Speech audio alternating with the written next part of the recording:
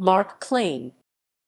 Mark Klein is a former AT&T technician and whistleblower who revealed details of the company's cooperation with the United States National Security Agency in installing network hardware at a site known as Room 600.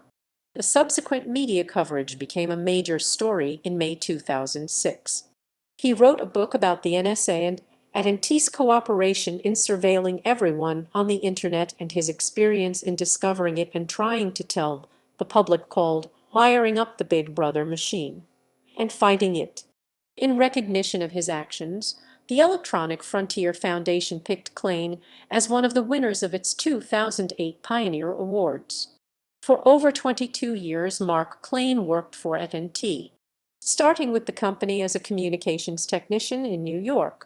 From January 1998 to October 2003, Klein worked as a computer network associate in San Francisco.